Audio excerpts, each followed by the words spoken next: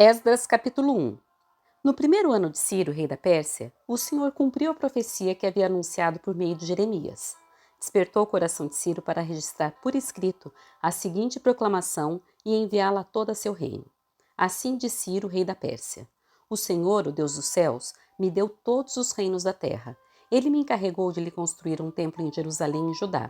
Quem pertence ao povo de Deus, volte a Jerusalém e Judá para reconstruir o templo do Senhor, o Deus de Israel, que habita em Jerusalém, e que seu Deus esteja com vocês. Onde quer que se encontre esse remanescente judeu, que seus vizinhos ajudem com as despesas, dando-lhes prata e ouro, suprimentos e animais, além de ofertas voluntárias para o templo de Deus em Jerusalém.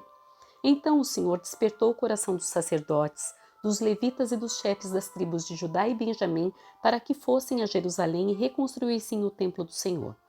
Todos os seus vizinhos ajudaram, dando-lhes utensílios de prata e ouro, suprimentos e animais. Também lhes deram muitos presentes valiosos, além de todas as ofertas voluntárias. O rei Ciro tirou os utensílios que o rei Nabucodonosor havia levado do templo do Senhor em Jerusalém e colocado no templo de seus próprios deuses. Ciro, rei da Pérsia, deu instruções a Mitredate, seu tesoureiro, para que contasse esses utensílios e os entregasse a Sesbazar, líder dos exilados que voltavam para Judá. Essa é uma das listas dos objetos que foram devolvidos: 30 bacias de ouro, 1000 bacias de prata, 29 incensários de prata, 30 tigelas de ouro, 410 tigelas de prata, 1000 objetos diversos. Ao todo, havia 5.400 utensílios de ouro e prata. Sesbazar trouxe tudo isso consigo quando os exilados voltaram da Babilônia para Jerusalém. Esta é uma lista dos judeus da província que regressaram do cativeiro. O rei Nabucodonosor os havia deportado para a Babilônia, mas eles voltaram para Jerusalém e Judá, cada um para sua cidade de origem. Seus líderes eram Zorobabel, Jesua, Neemias, Seraías, Realaías, Mardoqueu, Bilzã, Mispar, Bigvai, Reum e Baaná. Este é o número de homens de Israel que regressaram do exílio. Da família de Parós, 2.172. Da família de Cefatias, 372. Da família de Ará, 775. Da família de Paate-Moabe, descendentes de Jesua e Joabe, 2.812. Da família de Elão, 1.254. Da família de Zatu, 945. Da família de Zacai, 760. Da família de Bani, 642. Da família de Bebai, 623. Da família de Asgade, 1222. Da família de Adonicã, 666. Da família de Bigvai, 2056. Da família de Adim, 454. Da família de Ater, descendente de Ezequias, 98. Da família de Bezai, 323. Da família de Jora, 112. Da família de Azum, 223. Da família de Gibar, 95.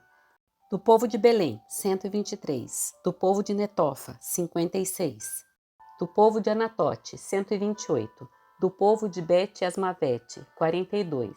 Do povo de Kiriat Jearim, Quefira e Beerote, 743. Do povo de Ramá e Geba, 621. Do povo de Miquimás, 122. Do povo de Betel e Ai, 223. Dos cidadãos de Nebo, 52. Dos cidadãos de Magbis, 156. Dos cidadãos de Elão Ocidental, 1254. Dos cidadãos de Arim, 320. Dos cidadãos de Lode, Adi de Ono, 725. Dos cidadãos de Jericó, 345. Dos cidadãos de Senaá, 3.630. Esses são os sacerdotes que regressaram do exílio. Da família de Gedaías, da linhagem de Jesua, 973. Da família de Imer, 1052. Da família de Pazur, 1247. Da família de Arim, 1017. Esses são os levitas que regressaram do exílio. Das famílias de Jesua e Cadmel, descendentes de Odavias, 74. Os cantores da família de Asaf, 128. Os guardas das portas das famílias de Salum, Ater, Talmon, Acube, Atita e Sobai, 139. Os descendentes desses servidores do templo regressaram do exílio: Zia, Assufa, Tabaote, Queiroz, Sia, Padom, Lebana, Agaba, Acube, Agabe, Salmai, Anã, Gidel, Gaar, Reaías, Rezim, Necoda, Gazão, Uzá, Paseá, Bezai, Asná, Meunim, Nefuzim, Baquibuque, Acufa, Arur, Aslute, Meida, Asa, Barcos, Císera, Tamá, Nesias, Atifa. Os descendentes desses servidores do rei Salomão regressaram do exílio: Sotai, Soferete, Peruda, Jaala, Darcon, Gidel, Cefatias, Atil, Poquerete, Azebaim e Ami. Ao todo, os servidores do templo e os descendentes dos servos de Salomão eram 392. Nessa ocasião, outro grupo regressou das cidades de Tel-Melá, Tel-Arza, Querube, Adã e Imer. Contudo, não puderam comprovar que eles ou suas famílias eram descendentes de Israel. Estavam nesse grupo as famílias de Delaías, Tobias e Necoda, 652 pessoas ao todo. Também regressaram as famílias de 3 sacerdotes, Abaías, Acós e Barzilai. Esse Barzilai havia se casado com uma mulher descendente de Barzilai de Gileade e assumido o nome da família dela. Procuraram seus nomes nos registros genealógicos, mas não os encontraram. Por isso, não se qualificaram para servir como sacerdotes. O governador ordenou que não comessem das porções de sacrifícios separadas para os sacerdotes até que um sacerdote consultasse o Senhor a esse respeito, usando o Urim e o Tumim.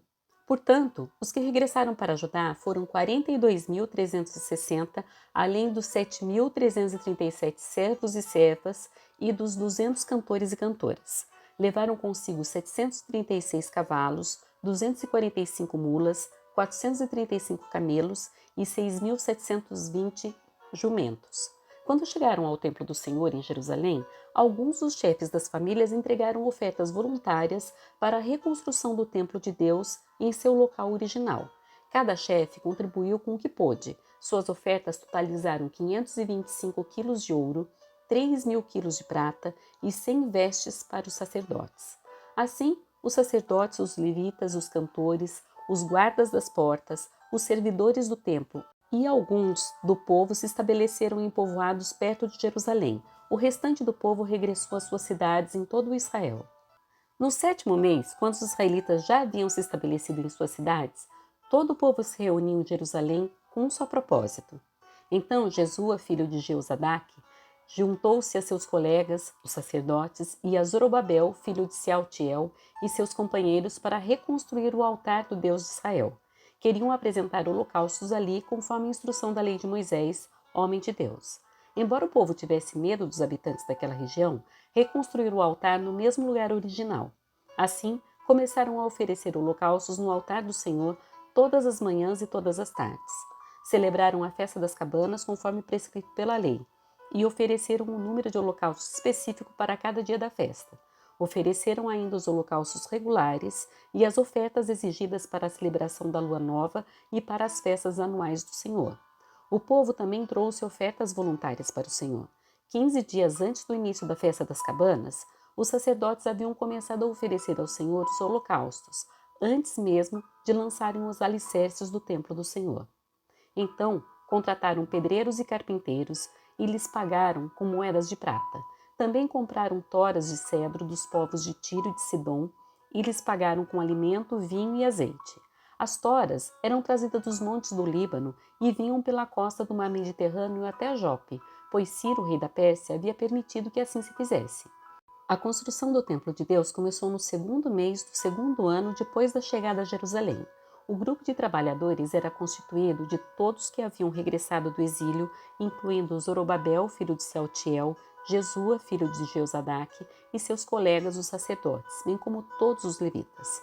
Os levitas de 20 anos para cima foram encarregados de supervisionar a construção do templo do Senhor.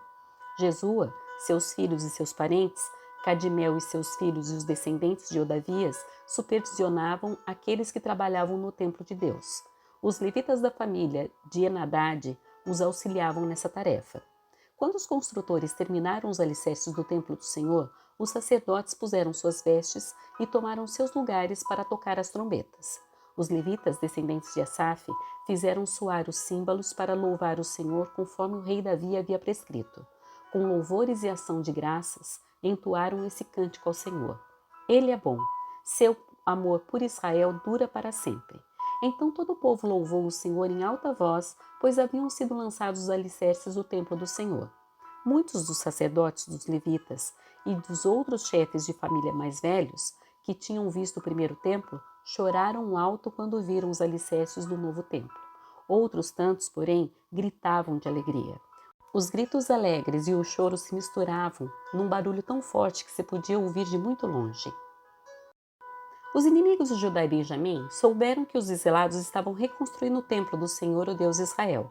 Eles foram a Zorobabel e aos outros chefes de família e disseram: Queremos participar da construção, pois também adoramos a seu Deus como vocês. Temos oferecido sacrifícios para ele desde Esar-Adom, rei da Síria, nos trouxe para cá.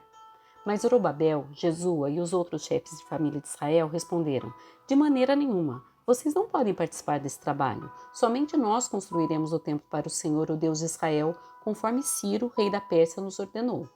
Então os habitantes da região tentaram desanimar e amedrontar o povo de Judá para que não continuassem a construção.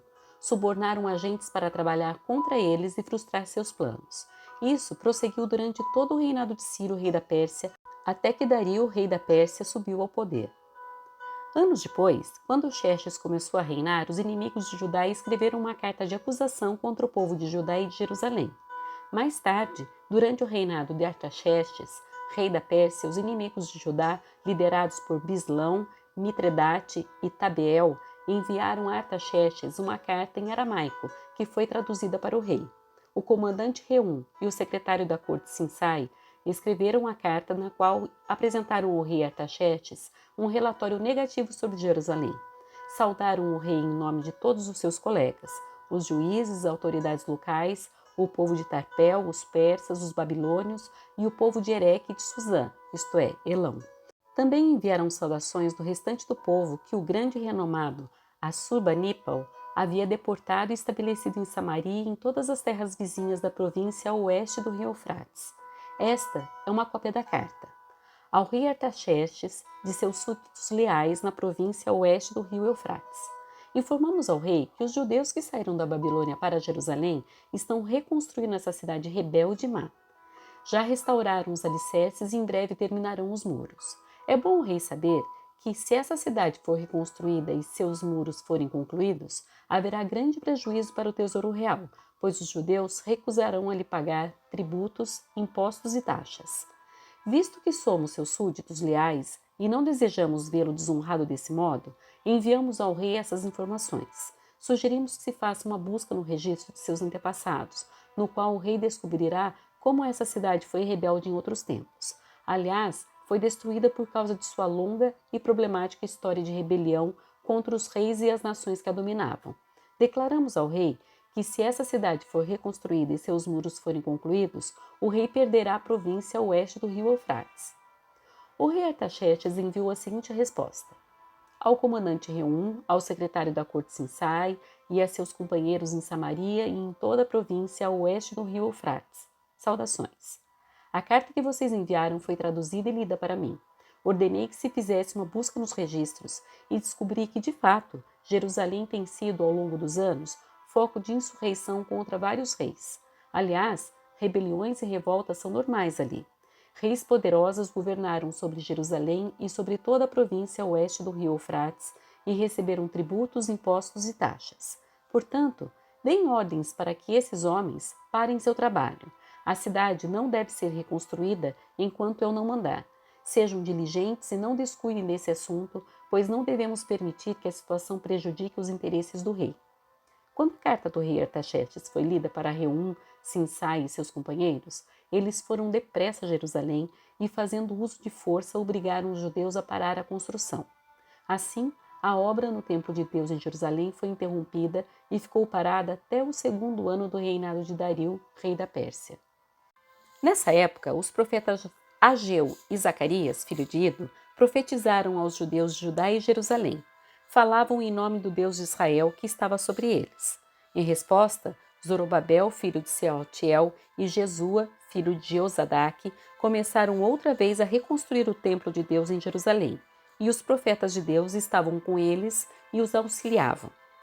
Tatenai, governador da província a oeste do rio Eufrates, Setar-Bozenai e seus companheiros foram a Jerusalém e perguntaram: quem lhes deu permissão para reconstruir esse templo e restaurar essa estrutura? Também perguntaram os nomes de todos os homens que trabalhavam no templo. Mas os olhos de Deus estavam sobre os líderes judeus, e eles não foram impedidos de prosseguir com a construção até que um relatório fosse enviado a Dario e ele comunicasse sua decisão. Esta é uma cópia da carta que o governador Tatenai, Setar-Bozenai e os outros oficiais da província oeste do rio Eufrates enviaram ao rei Dario.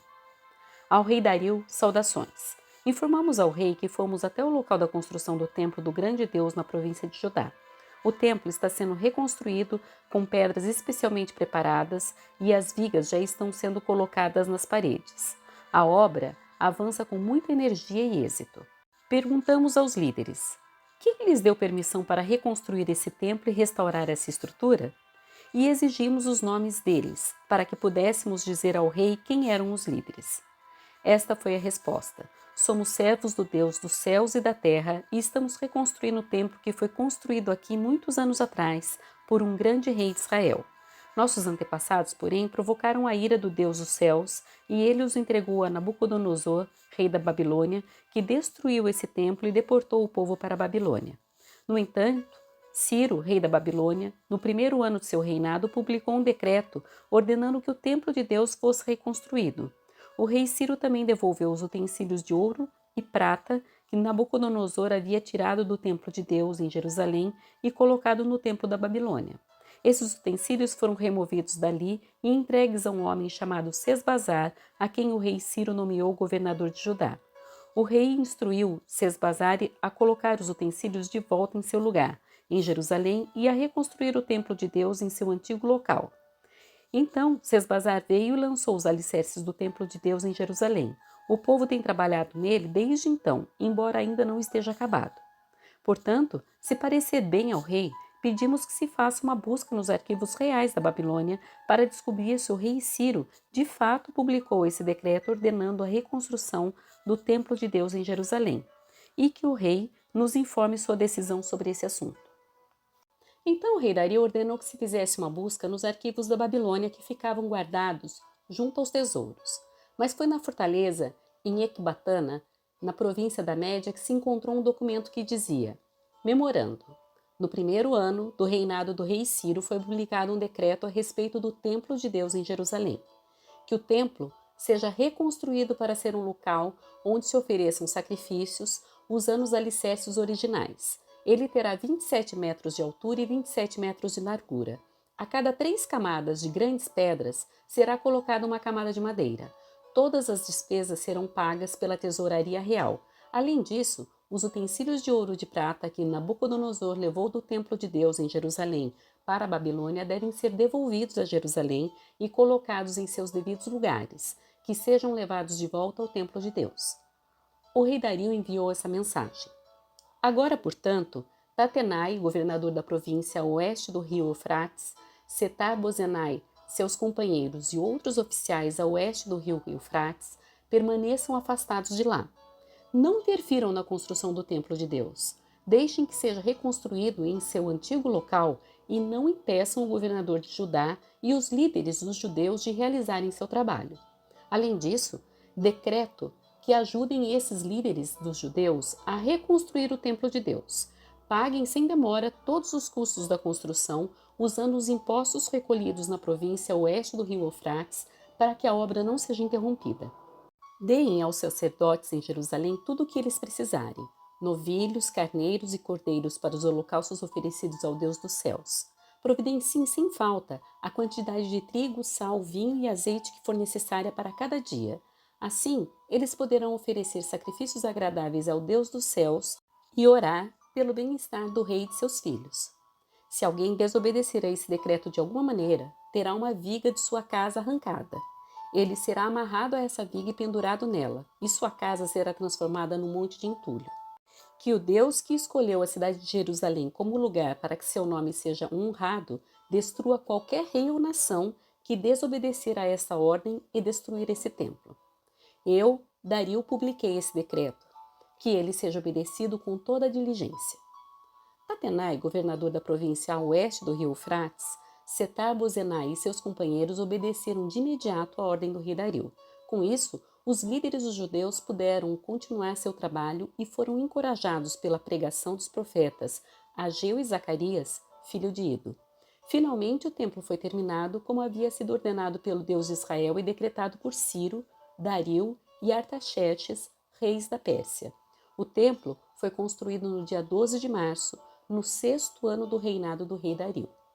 Então, o templo de Deus foi dedicado com grande alegria pelos israelitas, pelos sacerdotes, pelos levitas e pelo restante do povo que regressou do exílio.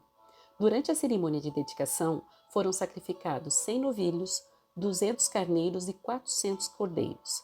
12 bodes foram apresentados como oferta pelo pecado de todo Israel, de acordo com o número das tribos.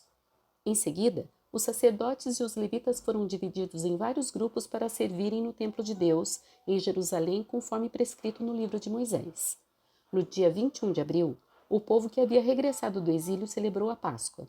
Os sacerdotes e os levitas haviam se purificado e estavam cerimonialmente puros. Abateram o cordeiro da Páscoa por todos que regressaram, por seus colegas, os sacerdotes e por si mesmos. Todo o povo de Israel que havia regressado do exílio participou da refeição da Páscoa, junto com todos os outros que haviam deixado os costumes impuros dos povos que ali viviam, a fim de adorar o Senhor, o Deus de Israel. Em seguida, comemoraram durante 7 dias a festa dos pães sem fermento. Houve grande alegria em toda a terra, pois o Senhor tornou o rei da Síria favorável a eles e o levou a ajudá-los a reconstruir o templo de Deus, o Deus de Israel. Muitos anos depois, durante o reinado de Artaxerxes, rei da Pérsia, havia um homem chamado Esdras. Ele era filho de Seraías, filho de Azarias, filho de Ilquias, filho de Salum, filho de Zadok, filho de Aitube, filho de Amarias, filho de Azarias, filho de Maraiote, filho de Zeraías, filho de Uzi, filho de Buque, filho de Abisua, filho de Finéias, filho de Eleazar, filho do sumo sacerdote Arão.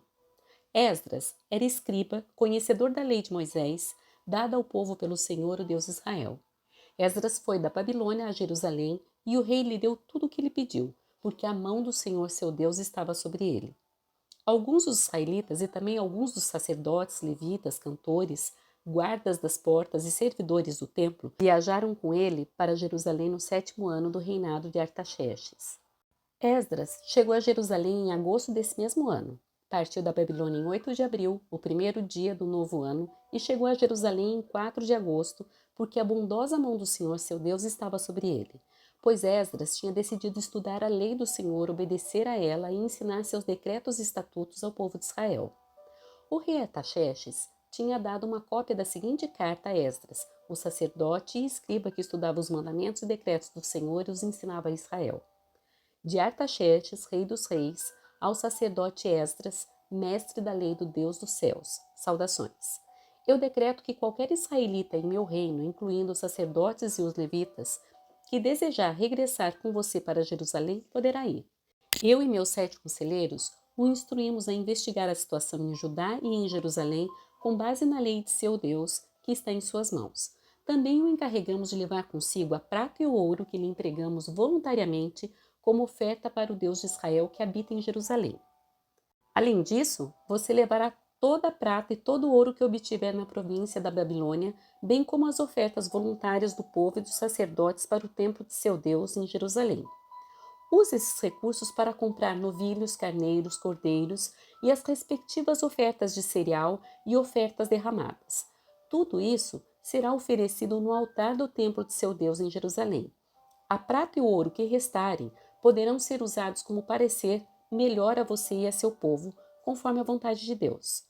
Quanto aos utensílios que lhe confiamos para o serviço do templo de seu Deus, entregue-os todos diante do Deus de Jerusalém.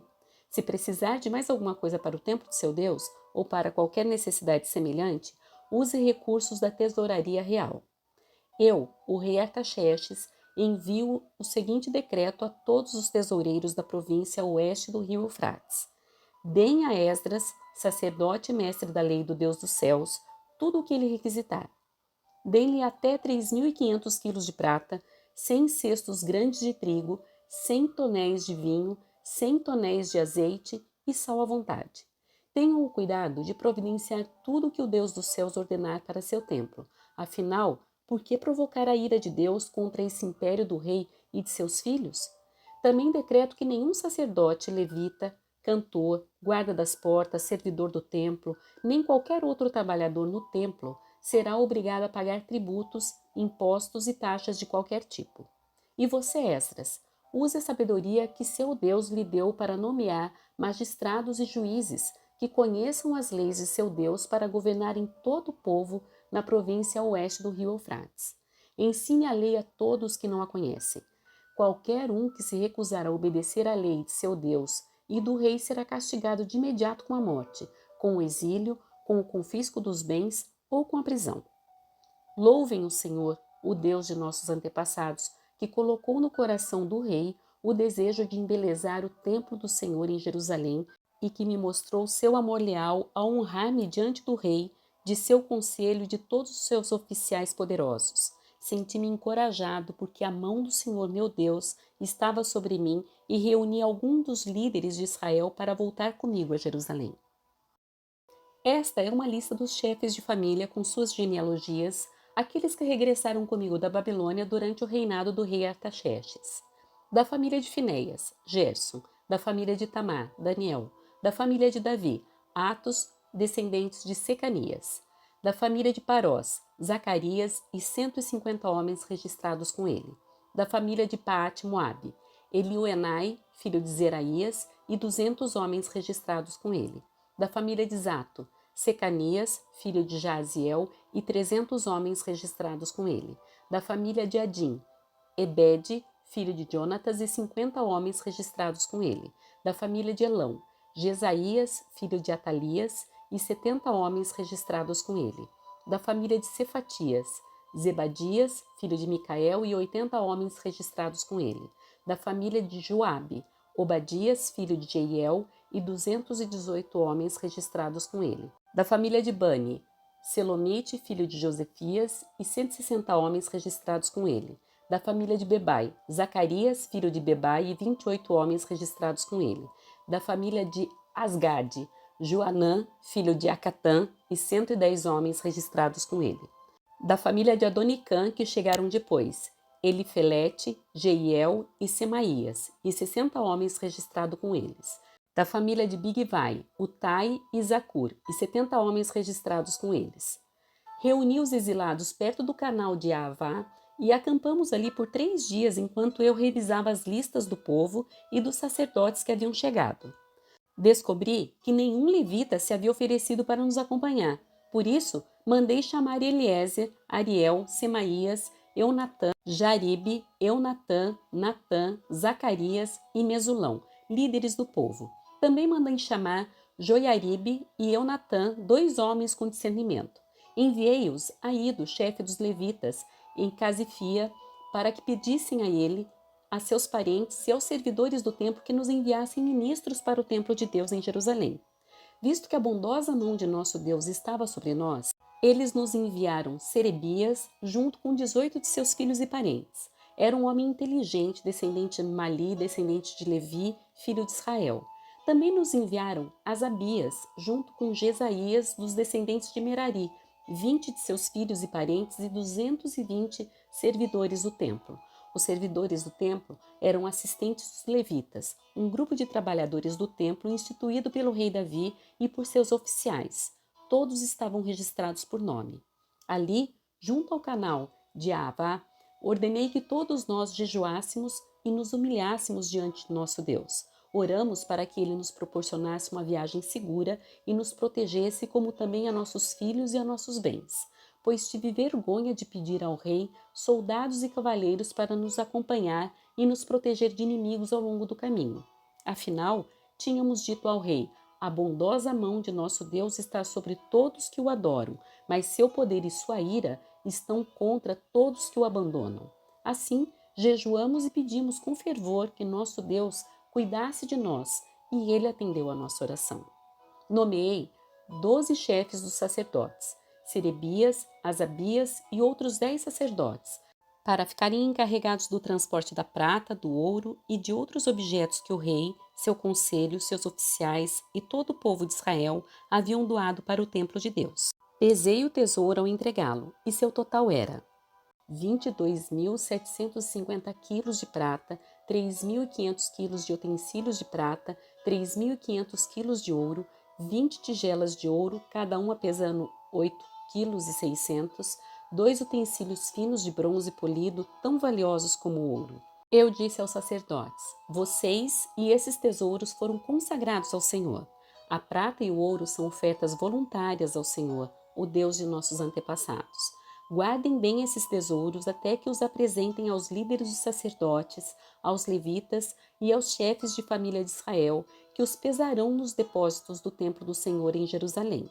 Os sacerdotes e os levitas aceitaram a responsabilidade de transportar esses tesouros de prata e de ouro até o templo de nosso Deus em Jerusalém. Levantamos acampamento junto ao canal de Aava no dia 19 de abril e partimos para Jerusalém.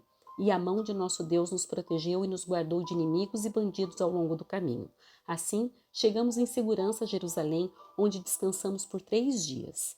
No quarto dia, depois da nossa chegada, a prata, o ouro e os utensílios valiosos foram pesados no templo de nosso Deus e entregues a Meremote, filho do sacerdote Urias. Estavam com ele Eleazar, filho de Finéias, e os levitas, Josabade, filho de Jesua, e Noadias, filho de Binui. Pesaram e contaram tudo, e o peso total foi registrado oficialmente. Os exilados que haviam regressado do cativeiro ofereceram holocaustos ao Deus de Israel. Apresentaram 12 touros por todo o povo de Israel, 96 carneiros e 77 cordeiros. Também apresentaram 12 bodes como oferta pelo pecado.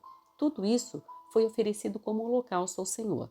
Os decretos do rei foram entregues aos oficiais que ocupavam cargos mais elevados e aos governadores da província a oeste do rio Eufrates, que passaram a apoiar o povo e o templo de Deus. Depois que essas coisas foram feitas, os líderes judeus vieram e me disseram: muitos israelitas e até mesmo alguns sacerdotes levitas não se mantiveram separados dos outros povos que habitam nessa terra. Adotaram as práticas detestáveis dos cananeus, dos hititas, dos ferezeus, dos jebuseus, dos amonitas, dos moabitas, dos egípcios e dos amorreus. Os homens de Israel se casaram com mulheres desses povos e as tomaram como esposas para seus filhos. A descendência santa se contaminou por meio desses casamentos mistos. E pior ainda, os líderes e os oficiais foram os primeiros a cometer essa infidelidade. Quando ouvi isso, rasguei minha túnica e meu manto, arranquei cabelos da cabeça e da barba e me sentei absolutamente pasmo. Então, todos que tremiam diante das palavras do Deus de Israel vieram e se sentaram comigo por causa dessa infidelidade cometida pelos exilados que haviam regressado. E fiquei sentado ali, atônito, até o sacrifício da tarde. Na hora do sacrifício, levantei-me de onde havia sentado em lamentação, com as roupas rasgadas. Caí de joelhos, ergui as mãos ao Senhor meu Deus e orei.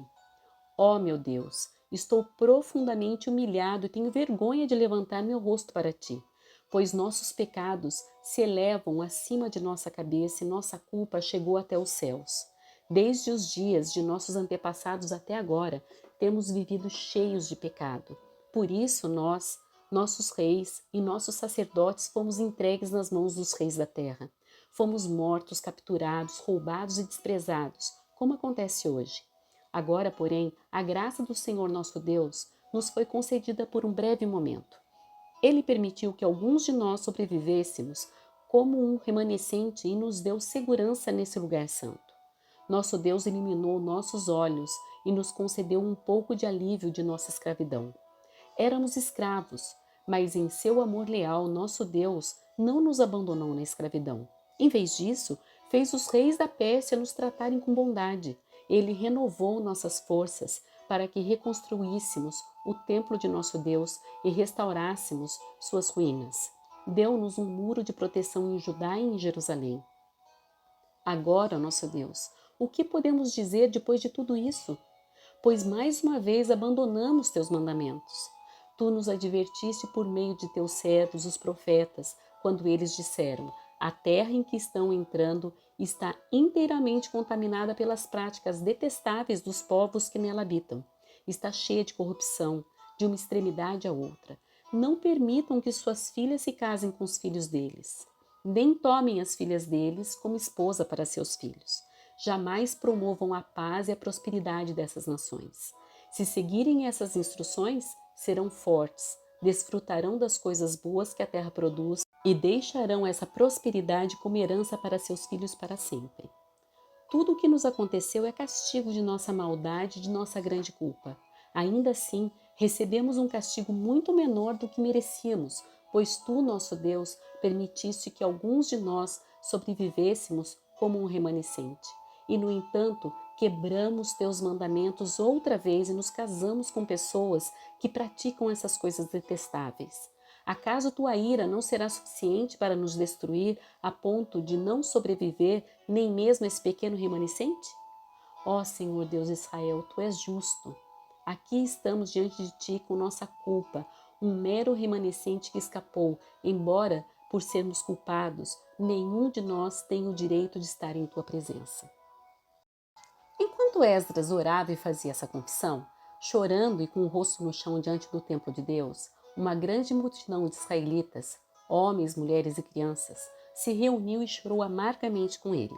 Então, Secanias, filho de Jeiel, descendente de Elão, disse a Esdras: Fomos infiéis a nosso Deus, pois nos casamos com mulheres estrangeiras dos povos dessa terra. Apesar disso, há esperança para Israel. Façamos agora uma aliança com nosso Deus, firmando que nos divorciaremos de nossas esposas estrangeiras e as mandaremos embora com seus filhos. Seguiremos seu conselho e o conselho dos outros que tremem diante dos mandamentos de nosso Deus. Que tudo seja feito de acordo com a lei de Deus. Levante-se, pois é seu dever nos dizer como corrigir essa situação.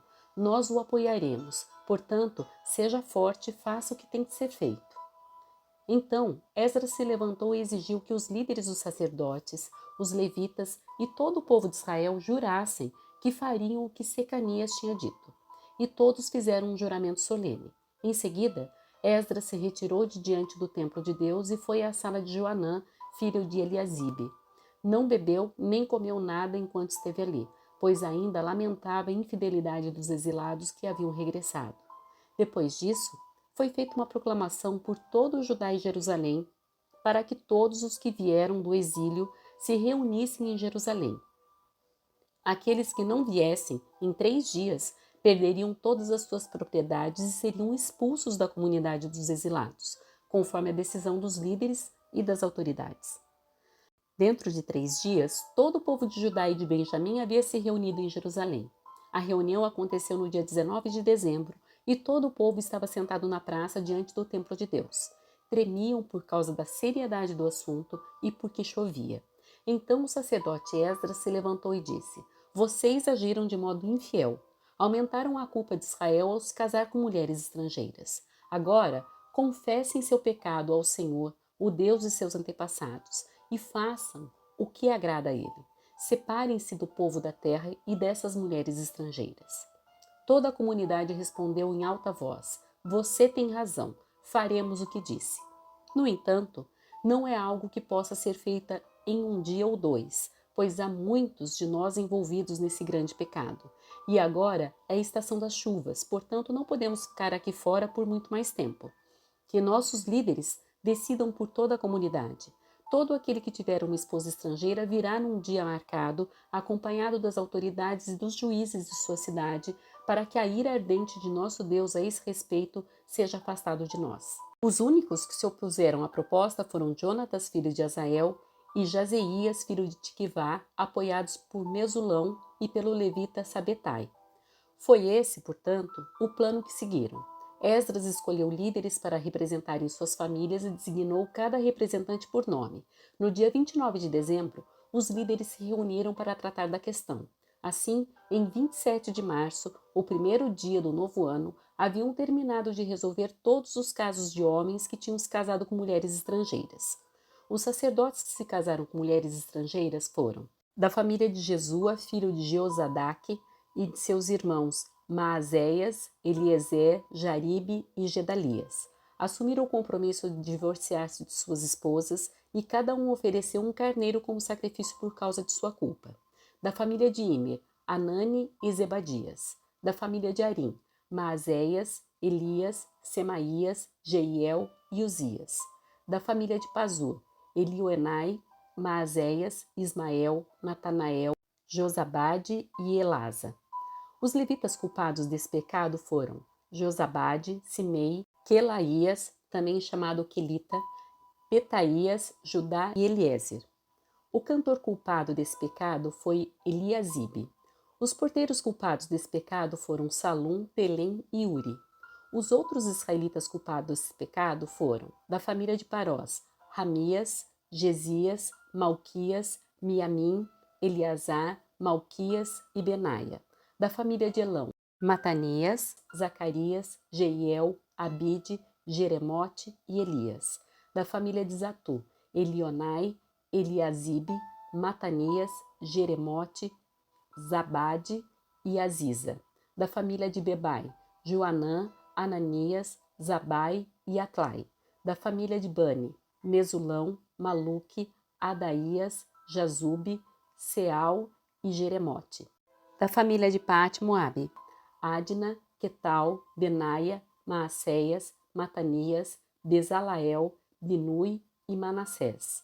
Da família de Arim, Eliezer, Isias, Malquias, Semaías, Simeão, Benjamim, Maluque e Semarias. Da família de Assum, Matenai, Matatá, Zabade, Elifelete, Jeremai, Manassés e Semei. Da família de Bani, Maadai, Anrão, Uel, Benaia, Bedias, Quelui, Vânias, Meremote, Eliasibe, Matanias, Matenai e Jaazai. Da família de Benui, Simei, Selemias, Natã, Adaías, Maquinabai, Sassai, Sarai, Azarael, Selemias, Semarias, Salum, Amarias e José. Da família de Nebo, Jeiel, Matitias, Zabade, Zebina, Jadai, Joel e Benaia. Todos esses homens se casaram com mulheres estrangeiras e alguns tiveram filhos com essas esposas.